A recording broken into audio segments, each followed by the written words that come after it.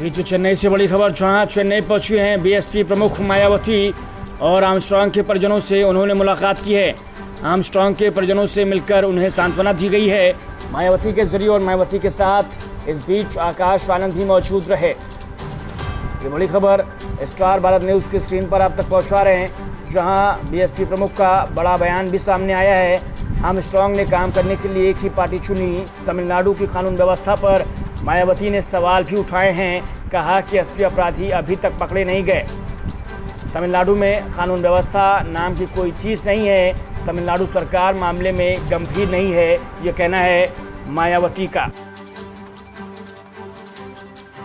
State के president की हत्या की गई है उनके घर के बाहर, तो उससे ऐसा लगता है कि आपके तमिलनाडु स्टेट में कानून व्यवस्था नाम की कोई चीज नहीं है।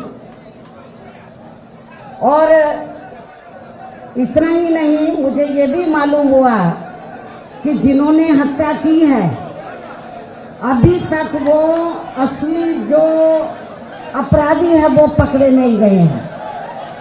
केवल खाना पूर्ति के लिए कुछ कर लिए हैं, असली अपराधी अब नहीं पकड़े गए हैं।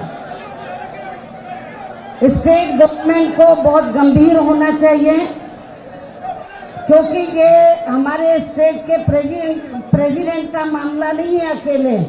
पूरे तमिलनाडु स्टेट में जो वीकर सेक्शन के लोग हैं, दलित वर्ग के लोग हैं, वो बहुत भयभीत है, डरे हुए हैं कि जब बीएसपी के स्टेट के प्रेसिडेंट के साथ ऐसा हो सकता है तो हमारे साथ क्यों नहीं हो सकता है। ये बड़े गंभीरता से सोचने की बात है।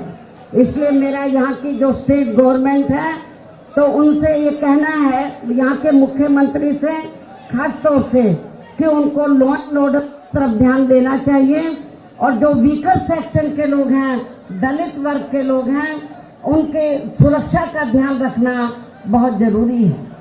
और जिस तरीके से शाम के वक्त आकर इनकी हत्या की गई, तो मुझे तो ऐसा लगता है कि ये अब तक यदि सरकार गंभीर होती तो जो असली अपराधी अब तक पकड़े जाते, लेकिन असली अपराधी अभी तक नहीं पकड़े हैं।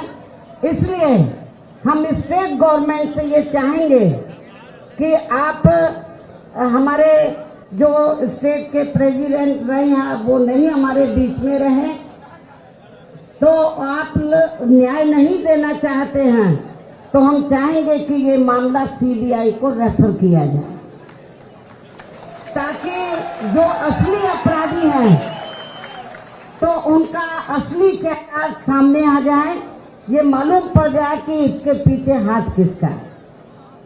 क्योंकि हमें कोई, हमारी पार्टी को कोई उम्मीद नहीं है यहाँ की स्टेट गवर्नमेंट हमें न्याय दे देगी। इसलिए स्टेट गवर्नमेंट ये चाहती है कि हमारे आदमी को न्याय मिले, दलितों को न्याय मिले, तो और उनका हाथ नहीं है स्टेट गवर्नमेंट का, वो कहते हैं कि हमारा हाथ नहीं है, तो फिर आपको ये मामला सीबीआई को तुरंत रेफर करना चाहिए।